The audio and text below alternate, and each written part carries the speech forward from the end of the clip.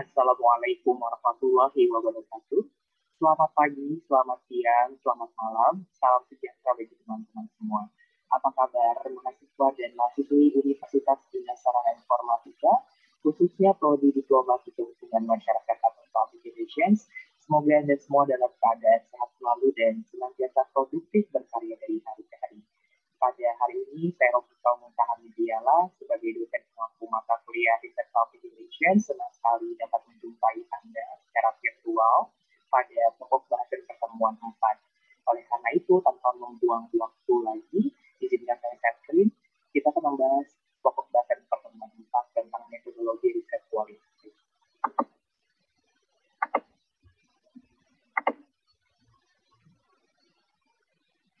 Bagaimana teman-teman sudah tampil di layar monitor komputer Anda ataupun di handphone Anda modul yang saya share? Ya, pada hari ini kita membahas tentang metodologi riset kualitatif. Apa sih riset kualitatif itu? Menurut Bob Dan dalam Moleong, mengemukakan bahwa metodologi kualitatif merupakan prosedur penelitian yang menghasilkan data deskriptif berupa kata-kata tertulis maupun lisan dari orang-orang dan perilaku yang diamati. Sedangkan menurut Ansel Strauss dan Juliet Harding berpendapat bahwa penelitian kualitatif adalah jenis penelitian yang temuan-temuannya tidak diperoleh melalui prosedur statistik atau bentuk hitungan lainnya.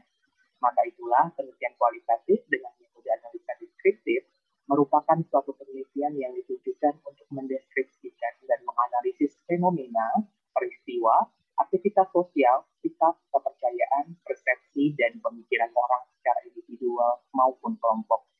Inti dari kedua pendapat ini dapat kita simpulkan bahwa riset kualitatif adalah riset yang tidak menghasilkan jawaban penelitian berupa angka atau numerik, melainkan hasil penelitian yang berupa data-data narasi verbal secara deskriptif. Itu yang disebut dengan riset kualitatif. Riset kualitatif bertujuan untuk menjelaskan fenomena dengan pengumpulan data sedalam-dalamnya. Inilah kelebihan kualitatif dibanding kuantitatif. Jika kuantitatif akan menghasilkan jawaban penelitian berupa angka, sedangkan kalau kualitatif membahas lebih dalam dari angka itu sendiri. Riset kualitatif tidak mengutamakan besarnya populasi atau sampling. Bahkan populasi atau samplingnya sangat terbatas, tapi yang penting dalam analisanya. Itulah perbedaan kualitatif dan kuantitatif. Populasi sendiri kemarin sudah saya bahas, artinya adalah jumlah keseluruhan objek yang akan Anda teliti, sedangkan sampling adalah sebagian dari objek yang akan Anda ambil untuk diteliti yang dianggap merepresentasikan populasi. Di sini lebih menekankan adanya persoalan kedalaman data. Makanya kualitatif diambil dari kata quality, ya, kedalaman data, bukan kuantitatif yang diambil dari kata kuantitas atau banyak-banyakan atau keluasan data. Ya, kita ngomongin kedalaman data, tidak ngomongin tentang keluasan data. Riset ikut aktif dalam menentukan jenis data yang diinginkan. Karena itu, riset ini bersifat subjektif dan hasilnya digeneralisasikan. Ya. Pada penelitian kualitatif, riset ikut aktif dalam menentukan jenis data diinginkan, sehingga sifatnya subjektif dan hasilnya digeneralisasikan. Selanjutnya, ciri-ciri riset kualitatif adalah riset kualitatif bersifat intensif. Maksudnya akan menemukan waktu yang mungkin lebih lama dibandingkan kuantitatif karena dia mengutamakan kedalaman data. Wawancara sekali bertemu dengan narasumber pun kadang-kala tidak cukup untuk menjawab kedalaman data yang dibutuhkan peneliti. Yang kedua, rekaman yang sangat hati-hati terhadap apa yang terjadi dengan catatan di lapangan dan tipe-tipe lain dari bukti-bukti dokumenter. Rekaman ini dapat dilakukan dengan tape recorder, kemudian diwujudkan dalam bukti foto, ataupun dalam bentuk transkrip wawancara. Adanya analisis data lapangan di sini yang diperhatikan dari hari ke hari, atau melaporkan hasil termasuk deskripsi detail, quotes, dan komentar-komentar dari objek yang diteliti, dan tidak ada realitas tunggal. Dalam kualitatif ini, karena sifatnya subjektif, jadi kebenaran tidak bersifat mutlak atau tidak ada realitas tunggal seperti layaknya kuantitatif, gitu ya. Karena setiap peneliti mengkreasi realitas sebagai bagian dari proses penelitian. Jadi subjektif pengertian dalam konteks kualitatif adalah berdasarkan pengamatan dan referensi individu. Realitas adalah holistik dan tidak dapat dipilah-pilah. Ya, riset memproduksi penjelasan tentang situasi yang terjadi dan individu-individunya. Kemudian riset kualitatif juga mengutamakan kedalaman atau depth daripada keluasan atau breadth, yaitu kuantitatif. Prosedur riset juga dilakukan secara empiris, rasional, dan tidak terstruktur. Hubungan antara teori, konsep, dan data memunculkan atau membentuk teori baru. Itulah ciri-ciri riset kualitatif. Nah, hubungan pendekatan metodologi dan metode riset. Jadi, pendekatan itu bisa juga dinamakan sebagai paradigma. Ya, paradigma itu ada yang sifatnya positivistik, ada yang sifatnya konstruktif, dan ada yang sifatnya fiktif. Kalau paradigma positivistik, objektif, klasik, ini biasanya adalah metode kuantitatif yang nanti bermuara pada metode riset, pembagian kuesioner, melalui survei, analisis, isi, eksperimental, dan sensus, gitu ya. Nah, ini bisa diaplikasikan kepada jenis penelitian yang nanti luarannya berupa penelitian deskriptif, eksplanatif, ataupun evaluatif.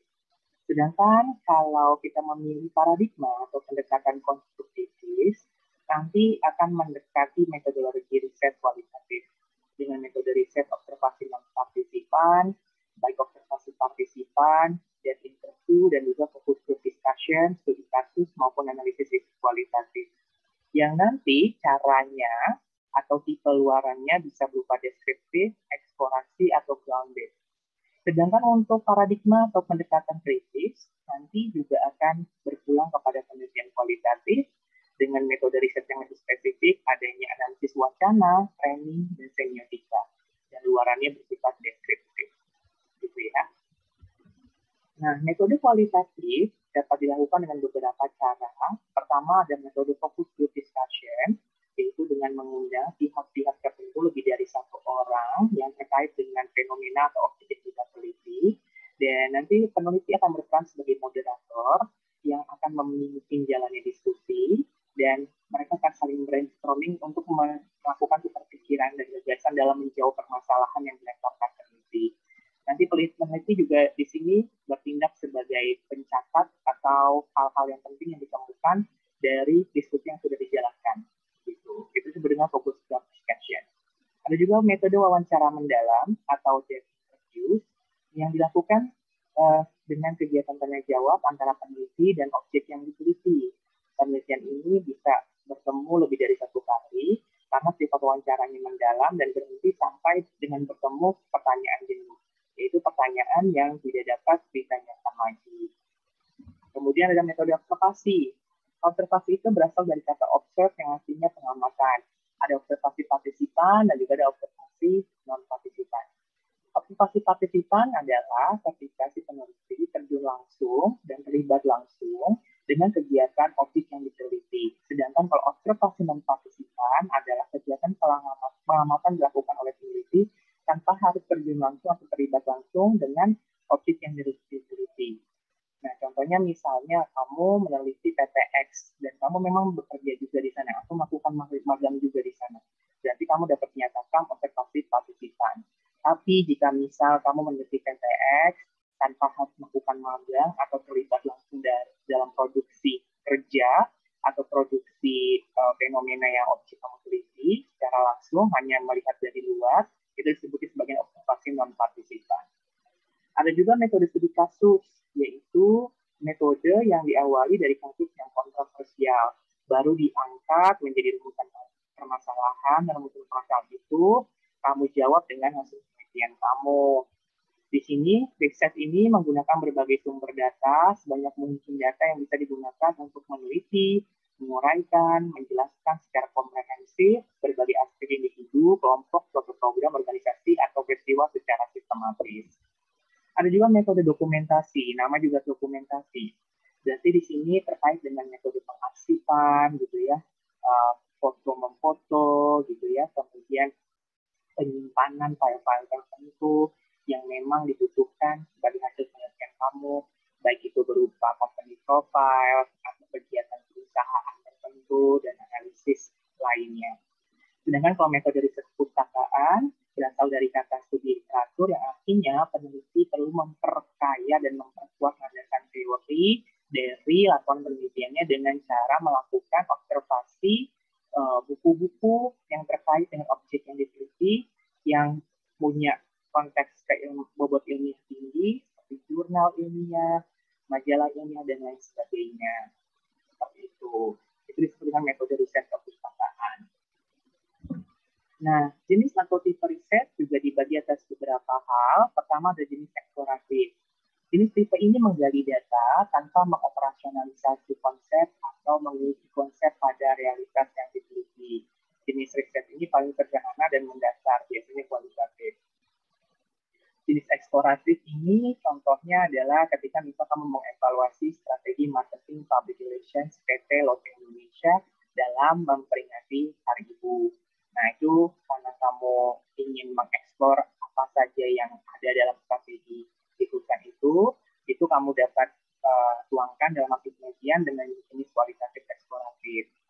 Jenis riset deskriptif, yaitu jenis deskriptif yang bertujuan membuat deskripsi secara sistematis, faktual, dan akurat tentang fakta-fakta dan sifat-sifat populasi objek tersebut. Yang jenis penelitian ini hanya sekedar menjelaskan secara sistematis apa sih yang terjadi pada objek yang kamu teliti atau pada fenomena yang kamu teliti. Kemudian kalau jenis eksplanatif, biasanya ini dapat dihubungkan dengan penelitian kuantitatif yang sifatnya menghubungkan atau mencari sebab akibat antara dua atau lebih konsep variabel yang akan diteliti. Makanya nanti judul-judul dari penelitian eksplanatif ini yang didekatkan dengan kuantitatif bisa judulnya pengaruh kualitas layanan ADM Uksi Margonda terhadap citra Uksi Margonda. Ada dua variabel di situ antara kualitas layanan dan citra. Atau misalnya pengaruh efektivitas penggunaan e-learning kepada pemahaman siswa BSD selama pandemi COVID-19. Ada dua variabel di situ yang akan diukur.